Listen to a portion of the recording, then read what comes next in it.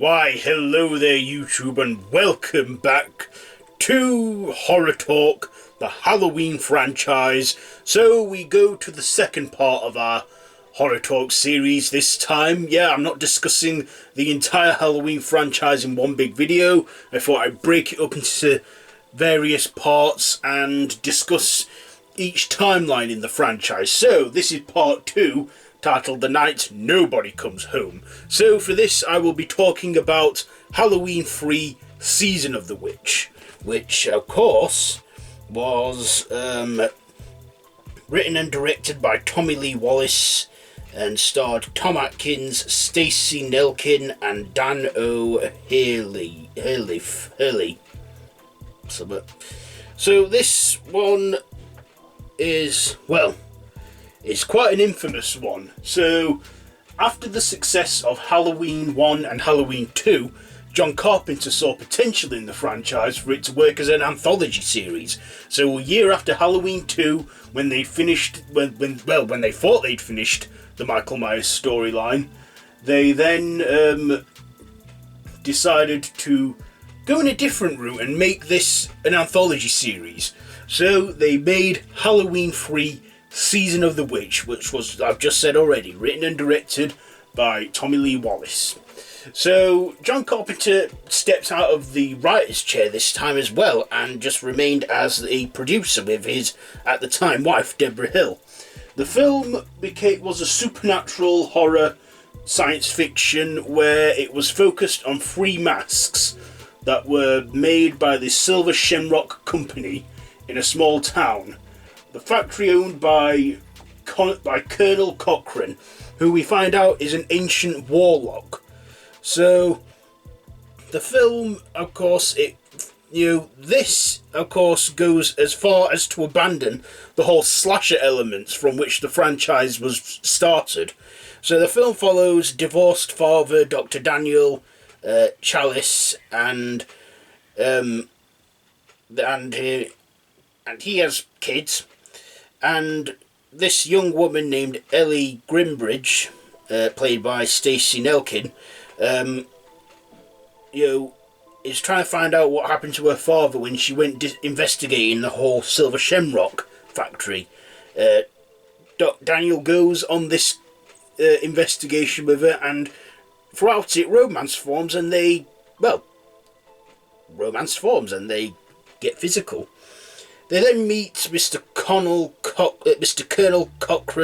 Cochrane, played by Dan O'Haley, or whatever his name is, who at first appears as a nice, friendly man, but soon reveals that he is a sinister, evil warlock, and that he's put chips in these masks with tiny pieces of stone from Stonehenge, and he has a big slab of stone in this laboratory underneath the factory, and by using technology, science and sorcery, he plans to get everyone who's wearing the masks to watch the TV on Halloween night, and when a pumpkin flashes on the screen, and they're wearing the masks, their head turns into cockroaches, crickets and a snake, as we see in the film when there's a demonstration with one of the kids who get a jack-o'-lantern mask.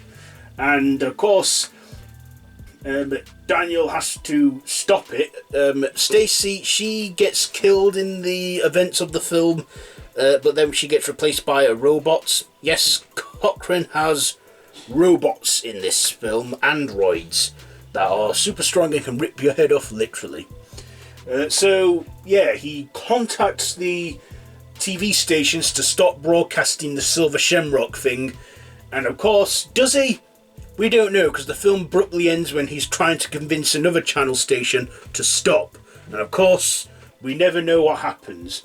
And at first, John Carpenter, they wanted to go with a happy ending for this film, but they opted to not do it. They thought, let's have the villain win, because Cochrane, he dies in this film too, but he still has his plan go out on Halloween night where all the kids are wearing the masks and watching the TV. Yeah, that's it. Now, this film was a failure commercially, and it wasn't a success. See, when this film came out, people were expecting to see Micheal Myers, for it to be a slasher film, but it wasn't, and for that reason it flopped. They did have Easter eggs and references to the Halloween films, the first two, in scenes where there was a TV screen. It was either advertising the films or showing the clips from the previous films, just as Easter eggs. And of course, here's a little fact. Halloween 3, if was a success, they would have actually... Halloween 4 would have been a direct continuation of that film, taking place on the same night, like Halloween 2 did. But after the failure that it was, they never bothered with it again. Halloween 4, we'll get to that in the next episode.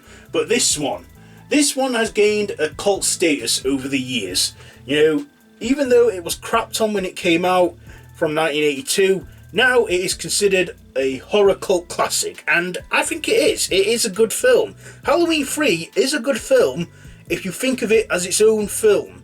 If you don't think of it as part of the Halloween franchise, which it is, but if you think of it just as its own film, it is actually quite a good film and entertaining. I mean, the film's good, the story's good, the villain is good, the antagonist is good. But not the antagonist and the protagonists, the good guys, are good.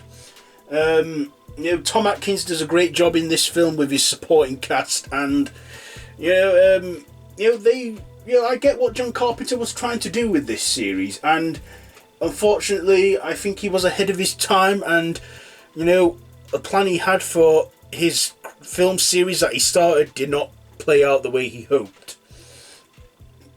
So. Here's a little fact now. The scene where they were in the factory taking them on a tour with the masks, that was in a real Don Post factory where they were, making the actual masks.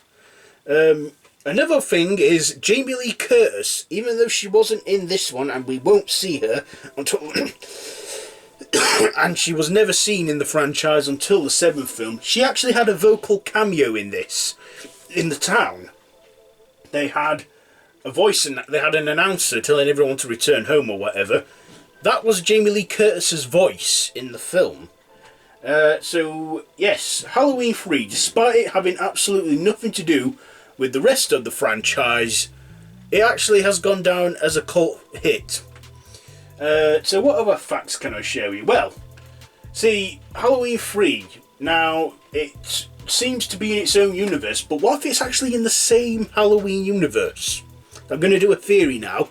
This is a theory that I thought up, and I'm sure there's many other people that have come up with a similar theory to this.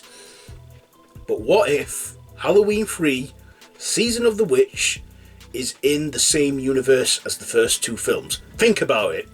What do all these films have in common? Masks. They wear masks. And the theory is, what if on the night of Halloween 1963, Micheal Myers killed his sister and he was wearing a mask? What if that clown mask was from Shamrock? And then many years later, when he comes back and resumes his killing, he's wearing a white Shatner mask. What if that too is a Shamrock mask? What if Micheal Myers was wearing prototype masks from the Silver Shamrock Company, and wearing those masks, it triggered some supernatural entity that forces him to kill, with it being in the original timeline with the Thorn trilogy, which again is an episode which is for the next episode. What if he's possessed by the mask? What if Cochrane was in the Cult of Thorn? Because by the 6th film, I think they do delve into more supernatural elements and there. So yeah, that is a theory that I think. And yeah, I bet you're thinking, but what about the whole Halloween Easter eggs on the TV screens? Well, what if they're just simply purely Easter eggs for die-hard fans, I mean, just references, Easter eggs. And if you think about it, the characters never once acknowledged that they're watching Halloween. So what if it's just something for us lot to see, a little nod and callback to the first two films? That is my theory anyway. So, the mythos on Halloween 3. So, I've already told you about that. So, Colonel Cochrane, or Colonel Cochrane, was said to be a genius. Him being, we find out, is an evil warlock, using dark magic, and, and his motive for this was so that the hills run red with blood like it did 1,000 years ago.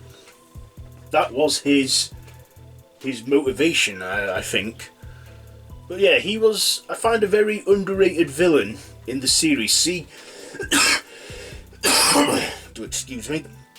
Micheal Myers is seen as the villain of the series, but for one film in the franchise, I think, I think Cochrane is a very underappreciated villain. And then there's the other theory saying that Dr. Loomis is the real villain and he let Michael out, etc. Which is a theory that's been heard before, and it's not from me. Yeah, a theory of Dr. Loomis being Sam Loomis from Psycho. Yeah, but we're not talking about that now. We're talking about Halloween 3. So Halloween 3, I think the visuals, I don't know if they've aged well, but it's definitely got a lot more praise now than it did for nearly 40 years ago. So, yes, Halloween 3, Season of the Witch, the night nobody comes home, which was the tagline for the poster. So, yeah. Is there anything else I need to say about Halloween 3, Season of the Witch? No, I don't think so. So, that is it for this one. So, yeah, this is it for part 2 of this Horror Talk series, where I've been discussing Halloween 3 Season of the Witch. Let me know what you think to this film down in the comments below. If you like this video, be sure to give it a big thumbs up, and don't forget to share with your friends, and please subscribe to my channel if you haven't already, and to hit that notification bell. Next week it's October, so, October we'll be well into 31. I will still continue doing this series every Thursday in the build up to Halloween, because that's how I'm going to do this. Build it up into Halloween, and yeah, and I'm going to be reviewing every Halloween film, every Friday the 13th film, and every Nightmare on Elm Street film ever made through this year's theme of 31. So yeah, so that's it for this second part. So join me next time, where I'll be discussing the Thorn trilogy, and also do join me throughout October as I do 31 days of horror movie reviews, which will be on every film in the Halloween, Friday and Nightmare franchise. Anyway, that's it for this one. So you can watch part 1, which is linked in a card above here or at the end of this video. So yeah, if you haven't seen part 1, you can watch it now. So until next time, don't have nightmares.